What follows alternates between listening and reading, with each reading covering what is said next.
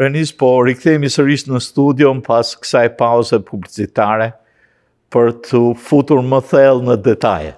Tash ndalim tek zona juaj elektorale. Sa kandidatura janë brenda partisë, sa janë në përgjithësi? Zona që thash, zona gjeografike që është ky është kushtet e komunitetit janë. Votojnë rreth 260.000, janë rreth 260.000 banor. Kështu që edhe pse tingëllon si numër i madh për shumë krahasim me zonën e çatë mund ty Robertit që është për kongres që është rreth 1 milion veta, është shumë e vogël. Krahasim me zonën e Suzit që është 10 milion veta, është shumë e vogël. Fakti që është e vogël është gjë e mirë sepse mbase e bën pak më të arritshme. Dhe ajo është diçka shumë pozitive. Në herën e fundit që kemi pasur votime, votuan 115.000 veta. Ishte numri që. Kështu që ai numër reduktohet edhe disa më shumë, kështu që ajo bën diçka edhe më të arritshme edhe më pozitive për hir të fushatës. Brenda partisë, në Partinë Demokratike, ne deri në këtë moment jemi 2 kandidat. Ekziston mundësia sepse ajo filing deadline me tjetër momenti ku ke aftësi të deklarosh kandidaturën është deri në 19 prill. Kështu që mund të ketë tjerë. Do dalin edhe është normale dhe është diçka s'ka asnjë gjë të keqe përkundrazi. Lufta brenda partive na bën kandidat më të mirë. Në një farë mënyrë na përgatit për fushatën e mëvonshme. Zgjedhjet brenda partisë, kjo është për të dyja partitë dhe Demokratë dhe Republikanë, do bëhen në gusht të këtij viti, në 2026 në 3 gusht. Deri atëherë jemi në fushat brenda partisë. Pastaj kush e kalon atë proces brenda partisë, bëhet kandidat e partisë dhe kandidon që për zgjedhjet që bën në nëntor. Kështu që nga gusht deri në nëntor do ishim në fushatën elektorale të përgjithshme.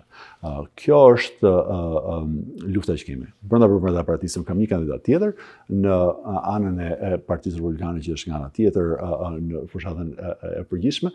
Ai është po kthehet sepse ka fituar atë pozicioni para 4 vjetësh, po kthehet për herën e fundit. Kjo është hera e fundit sepse kemi term limits që e limitojnë atë, nuk kandidon dot më përtesë kësaj. Ai po vjen po kandidon përsëri.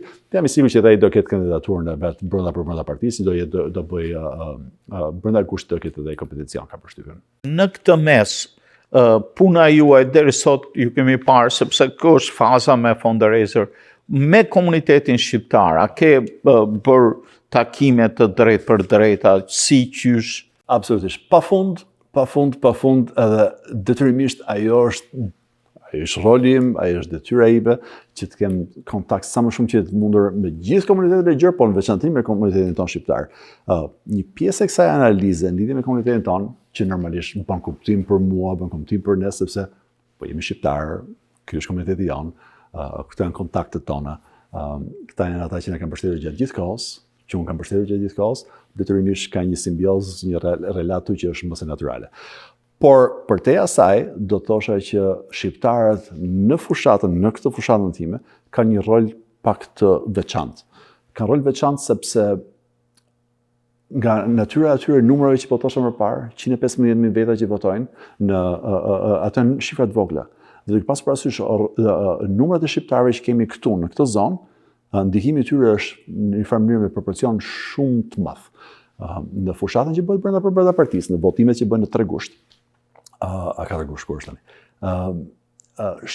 Herën e kaluar, kandidatja demokrate nuk kishte kompeticion, votuan 20.000 veta.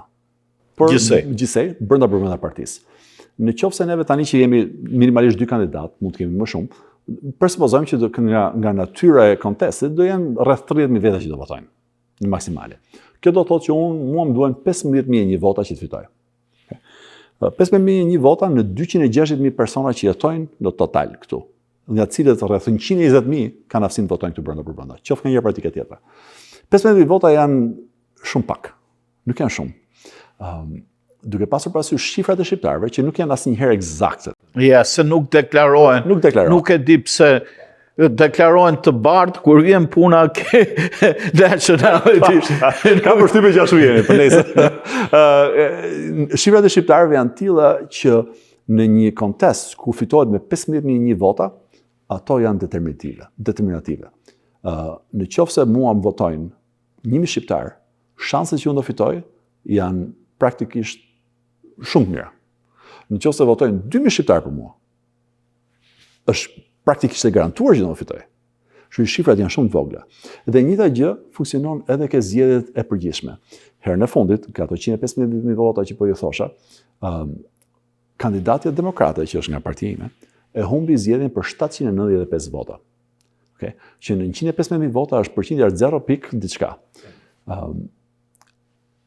Ekzistonte modeli, analiza politike në atë moment, kur ishe para 4 vjetësh, i thanë kësaj kandidate, i thanë që duhet fitosh në Rochester Hills, sepse aty ishte fokusi.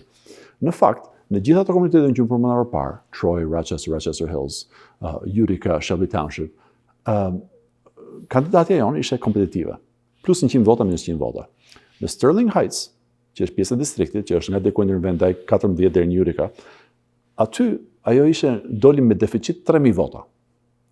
3.000 vota janë asgjë. Për ato ishte diçka që e çoi në një farë mënyrë atë deficitin në 795 vota total. Kjo do të thotë që po të kem unë 1.000 shqiptarë që votojnë për mua, në Sterling Heights, unë fitoj. Po do fitosh. Prandaj, në një farë mënyrë edhe analiza elektorale, sepse dashur pa dashur tani, edhe pse unë jam i angazhuar totalisht në sistemin e zgjedhjeve këtu, për shumë arsye, por edhe në shkollë, kur kam qenë para juridikut, kam studiuar shkenca politike, që di aq në lidhje me sistemin sa të bëj një farë analizë thjesht, analiza jonë elektorale këto aspekte shikon. Shikojmë aspektet demografike, shikojmë ku është komuniteti janë, çfarë mbështetje do kemi për këtij komuniteti. Shikoj klientat e mi që kanë brenda përbrenda zyrës, që shoqëri Zotit paktën vjet përgjithshme, jo 100%, por vjet përgjithshme hyn e dalin të kënaqur nga zyra. Edhe pastaj do kemi mbështetjen e tyre. Dhe në bazë të thjesht listave të klientave të mi që kanë brenda aty për një job, për një çështje biznesi, për një thash, kam të paktën unë si Renis 2000 veta që jetojnë brenda zonës. Individ. Sigur të kem vetëm gjysmën atyre të votojnë për mua, kam përshtypjen që do kemi një senator shqiptar amerikan. Po mirë, si ti nxisin këta njerëz që të votojnë? Që jo, unë kam marrë, kam trokitur këtu dera juaj për të bërë pikërisht atë që të themi çdo shqiptar që është e nevojshme që kur të vi koha për të bërë zgjedhje të ngushtë, që në përgjithësi shqiptarët tanë nuk paradalin nga ato zgjedhje dhe bën kuptim sepse janë zgjedhje partijake që janë jashtë asaj analizës apo jashtë mendjes, bindjes ashtu. Po është e nevojshme. Ne duhet të mbështesim shqiptarët tanë.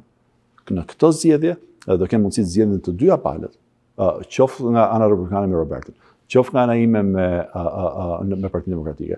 Suzi është pak ndryshe sepse ajo bëhet zgjidhja në konvent, që nuk funksionon ashtu. Por për këto të dyja edhe kanë aftësi ta bëjnë të njëjtën votë, sepse janë në zona krejtësisht ndryshme. Detyrimisht detyra jonë si komunitet është që ndihmojmë shqiptarët tanë në mënyrë që ndihmojmë vetveten. Prandaj duhet që ky është një rahap që hedhim, ku vim këtu dhe mundojmë të flasim sa më shumë shqiptarë jetë mundur. Detyra ime për tek saj është të shkoj trokas me çdo shqiptar që merr telefon, të shkoj të takoj personalisht. Dhe ti mbush mendjen që po duhet votosh për mua.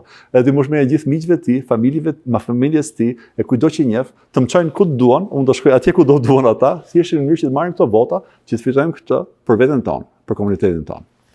Ernest, faleminderit për këtë analizë mjaft të hapur, të çiltër, edhe të nevojshme, edhe për ftesën që i bën komunitetit shqiptar amerikan për të qenë edhe ne të pranishëm në jetën politike amerikane, sepse ashtu mund të ndikojmë në ato problematika, në ato çështje që kërkojmë të zgjidhem edhe në nivel lokal, po edhe në nivel qendror.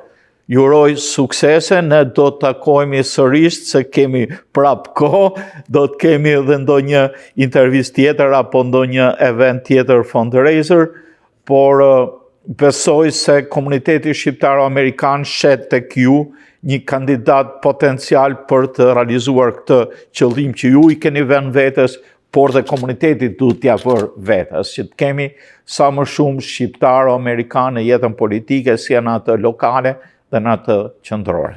Faleminderit shumë. Të faleminderit. Faleminderit juve. Të dashur teleshikues të televizionit të shqiptarëve të Amerikës, këtu i dhan fund emisionit ton Argument, me të ftuarin ton për sot, Renis Nushaj, kandidat për në Senatin e Shtetit të Michiganit. Miru takofshim në emisionet tjerë. Faleminderit. Faleminderit.